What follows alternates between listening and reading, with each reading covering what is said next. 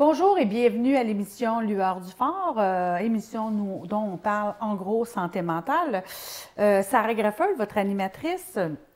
Donc aujourd'hui, je reçois pour vous le directeur d'un organisme communautaire autonome au cœur de l'île, Monsieur Daniel Blanchette. Bonjour. Bonjour.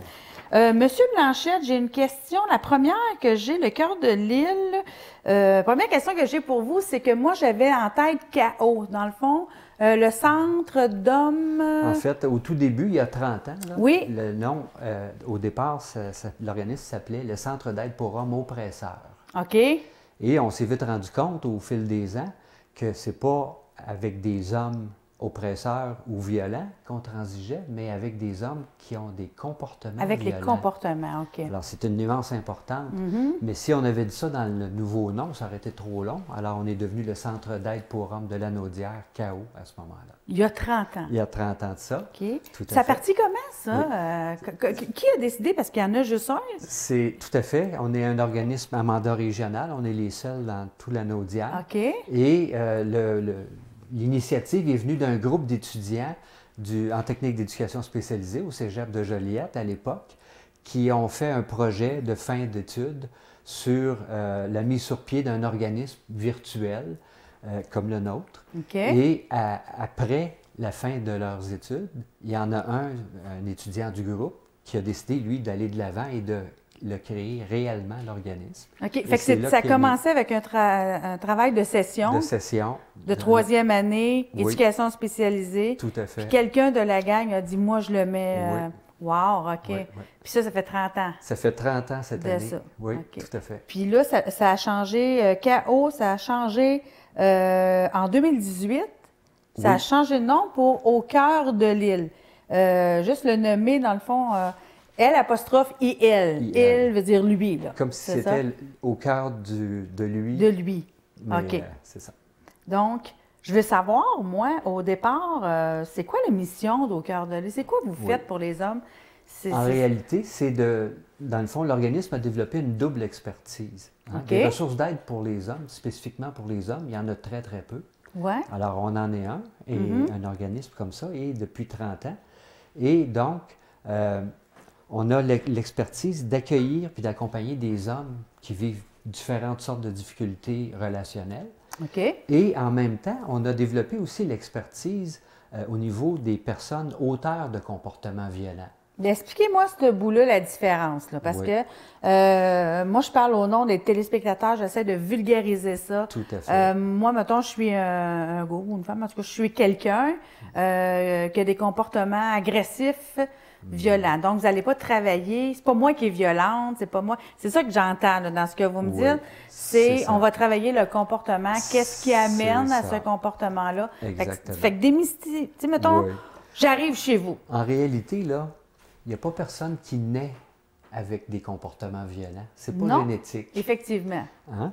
Alors, ce que ça veut dire, c'est que c'est des comportements qui sont appris. OK. Et on les apprend dans différentes expériences de vie qu'on fait, là. Et souvent, généralement, c'est dans notre famille ou dans notre entourage proche. En fait, ce qu'on voit, c'est que quelqu'un qui utilise des comportements violents, c'est quelqu'un qui sent le besoin de s'imposer ou de se défendre tout le temps contre les autres. Effectivement. Alors, qu'est-ce que c'est un comportement violent? Hein? C'est très complexe, mais je vais vous simplifier ça pour le plus possible. Pour l'entrevue. Ouais. Dans le fond, c'est l'exercice d'un rapport de force. OK, oui. Puis dans la vie, là, il y a deux manières d'être en relation avec qui que ce soit. C'est dans des rapports d'égalité ou des rapports de force. Et c'est ça que les rapports de force qu'on dénonce et qui sont inacceptables. Il n'y a pas personne qui mérite de subir de la violence pour aucune considération. Mais une fois qu'on a dit ça, on ne se mettra pas à frapper sur les gens qui en exercent des comportements violents. On va essayer de les accueillir puis de les accompagner pour trouver une alternative à leur comportement violent. Parce que ça ne peut pas s'arrêter. Ben, ça ne s'arrête pas. Puis non seulement ça ne s'arrête pas, c'est qu'un coup. Puis pourquoi est-ce que des gens utilisent des comportements violents quand ils le font? Ouais. C'est parce que ça marche. Oui, effectivement. Si je crie plus fort... Comme on dit à ben beaucoup de personnes, ne pas accepter, tolérance zéro. C'est ça. Si j'hausse le ton, puis que les gens, ils m'obéissent, puis ils font ce que je veux, puis ça marche... Effectivement, ça devient comme un mécanisme. Ben oui, puis je vais le réutiliser tant que ça marche. Absolument, ça fonctionne. Sauf que j'ai des gains à ça, mais j'ai des pertes aussi. Ça me coûte quelque chose, là. Et il y en a souvent qui se retrouvent dans des situations de rupture, de séparation. Il y a des familles qui éclatent là, et tout ça. Là. Puis, oui, puis il y en a beaucoup. Payé, là, oui, ça, effectivement. Et pour l'homme et pour la femme. Là, absolument. Les enfants, s'il y a des enfants. Tout à fait. Mais je me demande encore, avec toutes les ressources qu'on a, en 2019, on est rendu en 2019, on en a des ressources pour éviter ça. Il y a des ressources pour les femmes, il y a des ressources où on a de l'information pour ne pas accepter. Comment ça se fait que ça existe encore, la violence conjugale? Moi, c'est ce bout-là qu'on a de la difficulté à comprendre avec tout. Oui, parce que tout le monde le sait que c'est inacceptable, la violence, mais en même temps, c'est les gens qui utilisent des comportements violents, ils le font consciemment, mais ils le font parce qu'ils manquent d'outils. C'est comme si dans leur coffre à outils relationnel, je vous donne un exemple imagé, c'est comme si dans mon coffre à outils relationnel, j'avais juste un marteau. Des fois, j'ai besoin d'utiliser une petite pince fine ou un petit tournevis, mais j'ai juste un marteau. Alors, je vais me servir de mon marteau tout le temps. Fait que c'est le marteau c'est pas adapté, c'est pas ajusté. Puis c'est pas facile de changer ça. Puis de toute façon, changer les comportements violents, mais changer quoi que ce soit dans notre vie, là, c'est terriblement exigeant. Et comme c'est des difficultés relationnelles, ben nous, ce qu'on a découvert, puis qu'on mise sur ça, mais ça s'avère tellement juste, c'est que je peux pas arriver, je veux bien arrêter d'avoir des comportements violents, mais je n'y arrive pas tout seul. Alors, comme c'est une problématique relationnelle, ben c'est en relation qu'on peut apprendre à défaire ça. OK. Puis c'est pour ça qu'on propose une démarche en groupe dans nos activités, parce qu'on met les gens ensemble qui ont des comportements violents. Premièrement, la première chose que ça fait pour eux, c'est que même si on est en 2019, puis même si c'est connu, là, ces gens-là viennent s'asseoir en groupe et ils découvrent pour la première fois qu'ils ne sont pas tout seuls au monde à avoir ça, ce problème-là. Et ça, c'est très, très puissant, très aidant pour eux. OK. Alors, puis quelles sont les... c'est intéressant. Mais quelles sont les démarches? C'est quoi la démarche à suivre? Si c'est moi, mettons, parce que là, j'ai lu aussi dans mes notes que vous ne faites pas juste ça pour les hommes, malgré que ça s'appelle Au cœur de l'île. Il y a quand même un groupe pour femmes. Pour femmes. Oui. Puis là, vous allez m'expliquer ça parce que c'est pas les groupes, c'est pas les femmes qui sont victimes, là. Non. C'est pas ça que Au cœur de l'île vient en aide, c'est pas avec elles. Exactement. Elles viennent en aide avec des femmes qui elles-mêmes ont des comportements violents. Exactement. Je disais tantôt la double expertise. Hein? Oui. Il y a l'expertise d'aide aux hommes en difficulté, puis on y reviendra sûrement. Oui. Mais il y a l'expertise au niveau des auteurs de comportements violents. OK. Parce que depuis 30 ans, on aide des hommes qui sont auteurs de comportements violents. Et depuis longtemps, on recevait des appels de femmes qui nous disaient « Bien, je suis violente, j'ai des comportements violents, aidez-moi. » Puis il n'y a pas personne qui peut m'aider, ça n'existe pas nulle part ailleurs. Alors c'est pour ça que nous, au fil du temps, on a réfléchi en équipe et au conseil d'administration, et on en est venu à la conclusion que étant le seul organisme dans toute la région Lanaudière à avoir cette expertise-là, bien, ça allait de soi qu'on offre ce service-là à des femmes également. Alors, depuis le 1er avril 2010, on vient en aide à des femmes auteurs de comportements violents également. Quand vous dites auteur, parce que ce bout-là, il peut être mal interprété dans les oreilles de monsieur et madame tout le monde. Oui. Parce que quand j'entends, moi, auteur de comportements violents, j'espère que je me trompe, mais vous ne dites pas que je suis celle qui crée le comportement violent, là. Non, non. C'est pour ça que vous dites, en étant, je ne suis pas l'auteur. C'est la personne, l'auteur, c'est la personne qui exerce le comportement violent. OK. Je voulais juste commencer la ça. personne qui crie, la personne qui frappe, la personne qui contrôle, la personne qui est jalouse à l'extrême. OK. C'est ça. C'est le bout, je comprenais pas. Puis pourquoi on dit la personne? Parce que jusqu'en 2010, on disait les hommes. C'est vrai. Parce que c'était notre clientèle unique à ce moment-là. Mais depuis 2010, on aide des personnes auteurs de comportements violents, autant des hommes que des femmes. Mais on voit bien que dans notre clientèle, les femmes, ça représente à peu près 10 de notre clientèle. OK. Alors, ce n'est pas la majeure. Mais elles sont là. Mais elles sont là, elles existent et elles ont besoin d'aide aussi. Ben oui, tout à fait. On aura beau aider des personnes qui subissent la violence, des personnes victimes, on aura beau les aider, puis les aider, puis les aider, mais il y en aura toujours d'autres. Il faut aller à la source aussi, puis aider les personnes qui exercent les comportements violents pour que ça s'arrête à quelque part. Okay. Puis comme je disais tantôt que c'est des comportements appris, là, oui. Bien, puis quand on apprend ça dans notre famille, là, c'est quoi qui se passe? C'est une transmission intergénérationnelle. Alors, nous, on travaille pour essayer de faire en sorte que ça s'arrête à quelque part. C'est pas génétique, mais c'est comportemental. Ben oui, voilà, ben c'est ce qu'on vit dans l'environnement. Et ça se reproduit, ça se répète dans la famille de génération en génération. Il faut arrêter ça. Exactement. Ben Puis, oui. je veux dire, ce qu'on entend souvent, c'est une question comme ça, là, parce que j'ai la chance de vous avoir avec moi, fait que je peux répondre moi-même. Vous pouvez répondre à mes propres questionnements, mais en général, c'est quoi au juste qui fait perdre patience, que la personne devient violente? C'est sûr que vous avez dit la première chose, c'est qu'on le voit, on l'a vu jeune, on a peut-être grandi avec un père, une mère, la violence dans la maison, où c'était normal. Ça, c'est le plus gros pourcentage, ce serait là. Ça serait c'est vraiment là. comportemental et l'environnement dans lequel Tout à fait. on est. OK. Quand on voit que les personnes autour de nous utilisent des comportements violents, puis que ce que j'observe, c'est que ça marche, je vais l'essayer moi aussi. Ben oui, absolument. Puis si ça marche pour moi à mon tour, ben je vais l'adopter. Puis je vais le montrer à mes enfants. Puis je vais le montrer après ça à mes enfants, exactement. Okay. Puis en même temps, ce qui est extraordinaire, c'est que un des motifs les plus importants pour que les hommes ou les femmes nous appellent pour demander de l'aide, souvent c'est par rapport à leurs enfants. C'est un levier extraordinaire. Ouais, quand un homme me dit, là, je vois dans mes enfants, puis ils me craignent, là, ils ont la crainte de moi, là, ça leur fait mal au cœur parce que c'est pas ça qu'ils veulent, là, mais c'est ça qui se passe quand même. Ou bien quand ils disent mes enfants, là, ils sont en train de répéter la même chose, là. Eux aussi sont agressifs entre eux, là. Puis je vois bien que c'est moi quand je suis en train de leur donner ce modèle-là.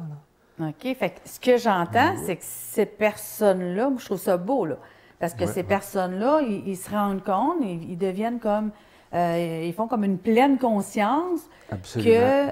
Et d'un, ils deviennent craintifs. Ça n'a plus de sens. Ben oui, ils deviennent craintifs, mais en même temps, avec ce que vous leur apprenez, avec tous les ateliers dont il y a la chance de suivre avec Au cœur de l'île, c'est qu'ils arrêtent une roue. Oui. Ça, est-ce qu'ils savent? Là, non seulement ils admettent leurs problèmes, mais ils font sont partie des acteurs de la importants. solution. Ils font partie de la solution et à partir de là, ça ne sera plus jamais pareil dans leur famille. Après. Non, ça s'arrête là. Exactement. Donc, leur enfant... Et ça, c'est important. C'est un beau travail. Vous savez ce qu'on fait, dans le fond, là? Moi ça fait 22 ans que j'aide des hommes. Puis depuis 2010, on aide des femmes également. J'ai jamais rencontré une seule personne, auteur de comportements violents, qui était fière d'avoir des comportements violents. Il y en a qui vont nier, qui vont minimiser, banaliser, ils vont dire « Ouais, mais tout le monde est violent dans la société, pourquoi je serais différent? » Mais il n'y a personne qui est fier de ça, là. Non. Puis je vais vous arrêter là-dessus, M. Blanchette, parce que c'est vrai que personne qui est fier de ça, c'est quand même, sont rares, mais c'est vrai que quand on rentre en contact avec eux, puis après la publicité qui va suivre, on va parler de ce que vous faites concrètement avec ces personnes-là. Donc, on vous revient à la lueur du phare dans quelques minutes. À tantôt. Bonjour et re-bienvenue à l'émission La lueur du phare. On a avec nous, toujours avec moi, Daniel Blanchette, le directeur de l'organisme communautaire Au cœur de l'île, anciennement appelé KO. Je le répète encore parce que KO pendant 30 ans. Puis, je vais vous rappeler le pourquoi. Tantôt, on vous avait expliqué, mais d'où c'est parti. Parce que c'est très audacieux, 30 ans plus tard, de partir de KO et de s'appeler Au cœur de l'île. Fait que juste pour informer les téléspectateurs que vous n'avez pas fait faillite, parti ça sur un autre nom, là. C'est pas ce qui s'est passé du tout. Donc, le pourquoi, d'où ça partit, le pourquoi? Ouais. Pour, En fait, c'est l'aboutissement d'une longue réflexion sur plusieurs années où est-ce qu'on s'est rendu compte que jamais un homme ou une femme qui venait nous demander de l'aide pour leur comportement violent, jamais ils arrivaient avec uniquement cette problématique-là. Alors, ils ont toujours une ou plusieurs autres problématiques en même temps. Puis, on ne prétend pas être des experts dans toutes les problématiques, mais l'expertise qu'on a su développer, et surtout auprès des hommes, c'est d'être en mesure de les accueillir et de les accompagner dans leur démarche de réflexion pour aller chercher l'aide dont ils ont besoin quand c'est de l'aide spécialisée puis que ce n'est pas de notre compétence. C'est pas votre expertise à vous. Exactement. Vous prenez la personne quand elle arrive, puis vous réglez le problème d'agressivité, de violence. Absolument. Mais si, admettons, elle a un trouble, mettons, de santé mentale. De santé mentale ou des dépendances ou quoi que ce soit, ou en crise suicidaire, bien là, on va les référer vers les ressources appropriées à ce moment-là. Fait que le cœur de l'île est parti de là, le cœur de la personne. C'est le cœur de la personne et c'est les personnes qui viennent nous demander de l'aide. Ce qu'ils font, c'est qu'on n'est pas là à les prendre en charge, là. On est là pour les accueillir et les accompagner dans leur démarche à eux. Okay. Alors, eux, là, on les interpelle à descendre au cœur d'eux pour trouver leur réponse et leur solution. Ils ne sont pas obligés de... C'est-tu volontaire? Oui, ça, c'est une bonne question. Très bonne question. Oui, c'est une bonne question. Oui. Je me félicite moi-même de ma propre question. Il faut le faire. Non, mais je veux savoir si... parce que je sais qu'à la lueur du phare, qui vient en aide aux membres de l'entourage de personnes qui vivent avec un trouble de santé mentale, il faut absolument que les membres de l'entourage soient volontaires pour venir à l'organisme, la lueur du phare. Vous, est-ce que c'est comme ça? Parce que vous me dites que vous prenez la personne... C'est ça. C'est pas tout à fait comme ça. Ah, je vous écoute. Puis je vais vous dire, c'est parce que quand on vient en aide à des hommes, les hommes, de par la socialisation des garçons et des hommes dans notre société, même si on est rendu en 2019 puis ça tend un petit peu à changer, c'est extrêmement exigeant et difficile pour un homme de demander de l'aide. Alors, nous, ce qu'on a fait, qu'on a convenu depuis 30 ans, puis qu'on fonctionne de cette manière-là, il y a à peu près 30 3 hommes sur 10 qui viennent vraiment volontairement. OK, mais 30 mais il y en a 7 sur 10 qui ne viennent pas volontairement. OK. Qui, souvent, c'est soit une contrainte légale. Hein? Il y en a 43 dans notre clientèle, c'est une contrainte légale. Ça veut dire contrainte légale? Un juge, un jugement de la cour, ça peut être obligé par un agent de probation, ça peut être par la protection de la jeunesse aussi. OK. Est-ce que le délit, oui. Il faut absolument que ce soit agressif, violenté, genre de... Généralement, oui, mais ça peut être de tous ordres. Là, ça peut être de la négligence envers les enfants aussi. Là, qui est une forme de violence en soi. Qui est une forme de violence, absolument. Et ce que ça fait en sorte, c'est que nous, on ne se formalise pas de ça, qu'ils arrivent pas volontaires.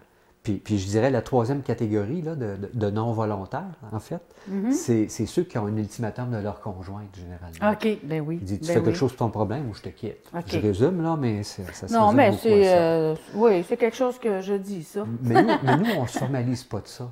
Nous, on se dit, ce gars-là, là, il nous a appelés puis il est venu s'asseoir devant nous. Là. OK. Puis là, on part de là avec lui.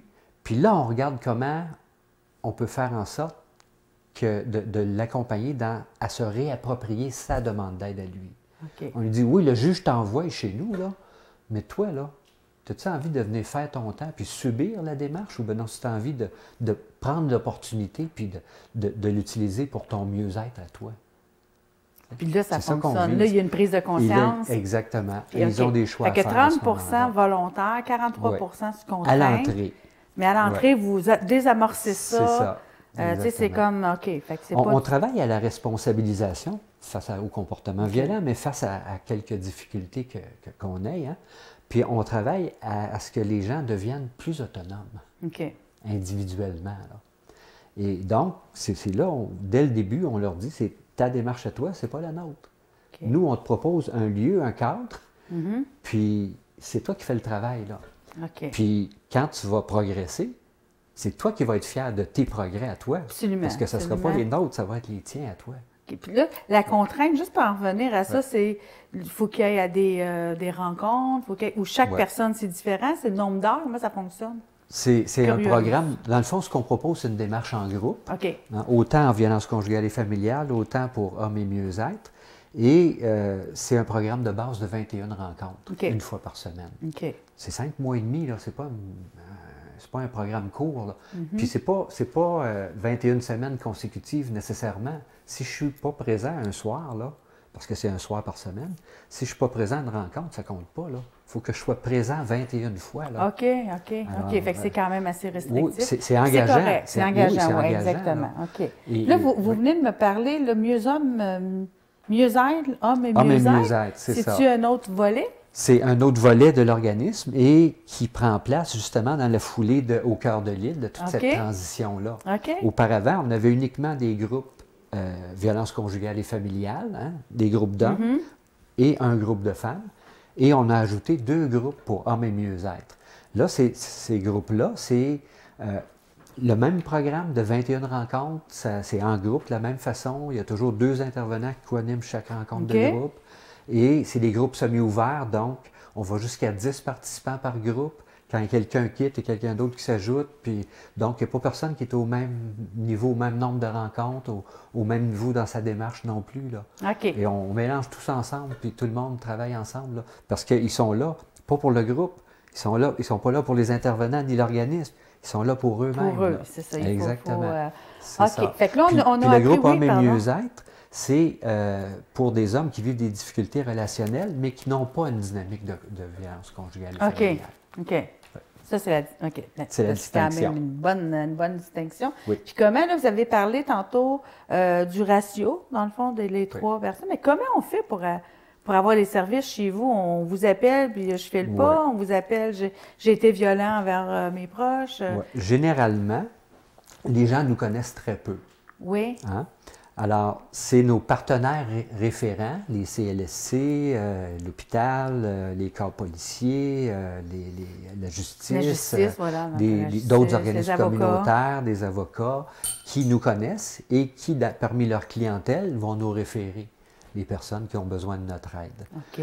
Mais eux, il faut qu'ils appellent. Il faut qu'ils nous appellent. C'est eux, il faut qu'ils fassent la démarche. Il n'y a personne qui peut vous appeler. Quand on parle de démarche de responsabilisation... C'est la première. Et d'autonomie, c'est le premier pas à faire. Exactement. Fait que s'il y a un intervenant social ou un travailleur social qui vous appelle, prenez soin de mon... Non, il faut que ce soit la personne. Bon, on va lui dire oui, mais il faut qu'il nous appelle. Il faut qu'il nous appelle. Parfait. Exactement. Ça, c'est OK. Parfait. Donc, pour commencer, on communique avec vous. Après, Mais on peut nous appeler directement aussi. Il y en a de plus en plus qui le font parce qu'on est plus connus qu'on l'était. Hein, le téléphone va être à l'écran, ceci dit. Le téléphone va être à l'écran. Et puis justement, avec le nouveau nom, on commence à faire une campagne de visibilité là, pour être plus connus, pour que les gens puissent nous appeler directement et non pas être obligés de passer par un autre service. OK. On souhaite pas que ça s'arrête, ça, mais on souhaite élargir davantage. OK. Puis les rencontres, après ça, là, ça commence. Moi, j'arrive chez vous, je vous dis, j'ai besoin d'aide, j'ai homme ou femme. Là, ça. Alors, on fait l'étape de l'inscription, généralement téléphonique. OK. Et puis, qui est la porte d'entrée la plus utilisée.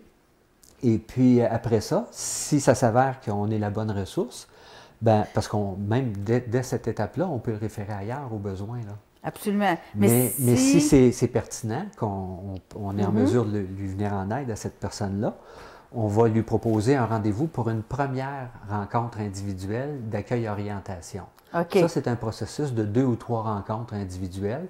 Il n'y a jamais plus qu'une rencontre par semaine. Et je rencontre un intervenant du cœur de l'île, de chez vous. C'est ça, exactement. À l'un ou l'autre de nos 3 points de service, à Joliette, à Mascouche ou à Repentigny. OK. Ouais. Et puis, à ce moment-là, un coup que ce processus-là est complété, moi, comme intervenant, j'ai à décider si je l'accepte ou non à la démarche, puis à laquelle. Est-ce que c'est violence conjugale et familiale ou est-ce que c'est homme et mieux-être? Homme et mieux-être, vos 2 volets. Et il y a un autre programme qui est la violence et moi, mais c'est autre chose. Et il y aura bientôt une autre activité qu'on est en démarrage dans l'année qui vient, qui qui s'appelle le repère Atelier pour des hommes. Ah, OK. Les ateliers de bricolage. Bien, vous viendrez... mais on en reparlera. Oui, vous viendrez me revoir, puis on Tout à va fait. parler plus longuement de la nouvelle... Alors, moi, comme intervenant, j'ai à l'accepter ou le refuser ou le référer ailleurs.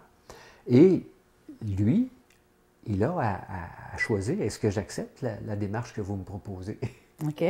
Et puis... Il y a un engagement aussi. Un engagement, c'est ça. Quoi. Puis même, on a un document, un contrat par écrit qu'on signe, lui et moi, là. OK. On signe tous les deux, là. On s'engage à quelque chose C'est un ensemble. mariage. Absolument. OK. Et puis, même, on parle souvent dans le jargon des intervenants, là, on parle souvent de plan d'intervention.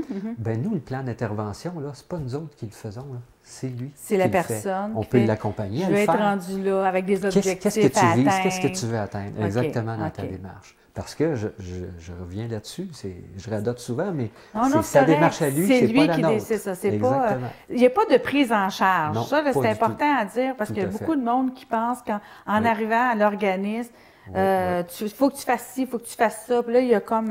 c'est pas ça Pas du du tout. tout. Là. C'est vraiment la personne Exactement. qui vit avec le Oui. problème d'agressivité. Tout à fait. Et OK. une fois que le participant est accepté... Ça, c'est 21 rencontres. 21, c'est ça, c'est un programme de groupe de 21 rencontres. OK. Alors, c'est 21 présences. OK. Ça Il ne me veut pas dire reste que c'est automatiquement 21 quelques semaines, ça peut minutes. être- 21 présents, je comprends ça. C'est parce qu'il y a un après-démarche que je trouve intéressante aussi. Oui. Parce que souvent, là, on a 21 rencontres. Après ça, nous, on a fait ce qu'on avait à faire, puis Oui. OK, bye-bye. Mais là, c'est Oui. pas ça. J'ai un après-démarche ici avec vous. Oui, là. tout à Ça veut fait. dire qu'il y a 21. Après ça, il y a une rencontre par mois. En fait, c'est le programme qui est en groupe de 21 rencontres. À la fin du programme, moi, comme participant, je vais faire l'auto-appréciation de ma démarche. Je fais ça par écrit, là, on a prévu un document pour ça. Et les deux intervenants ont fait aussi l'appréciation de la démarche de ce participant-là. Puis ça, c'est partagé en présence du groupe à la 21e rencontre. OK. Mais nous, comme intervenants, à la fin de cette appréciation de démarche-là, on fait une recommandation. Puis ça arrive que les participants se sont donné des objectifs et qu'ils n'ont pas complètement atteint leurs objectifs. Alors nous, on va dire dans ça, ben, je te recommande, si tu acceptes, de poursuivre pour un bloc supplémentaire de 11 Fait qu'il y a une rencontres possibilité dans de... le même groupe. OK. Fait qu'on ne le laisse pas à lui-même. Non, non, non. Une recommandation, si ça a Puis- fonctionné... Puis 21 rencontres, là, c'est 5 mois et demi si on est là toutes les semaines, mais c'est pas miraculeux en soi, là. Non, effectivement. Alors, c'est un bon Ça va. départ, mais ça peut se poursuivre. Bien, merci au nom de l'équipe, Fernand et Claude, puis d'être venus à la lueur du phare. Je répète, je vais juste récapituler. Donc, c'est au cœur de l'île. C'est un centre d'accompagnement Lanaudois pour les relations respectueuses et égalitaires. Donc, je vais juste le répéter pour ceux qui ne le savent pas. C'est l'ancien CAO qui est devenu au cœur de l'île depuis septembre 2018. Monsieur Blanchette, merci beaucoup d'être venu à l'émission. C'est un plaisir. Et à nous, bien, on se retrouve à une prochaine émission. Parlons santé mentale avec la lueur du phare. Merci. Au revoir.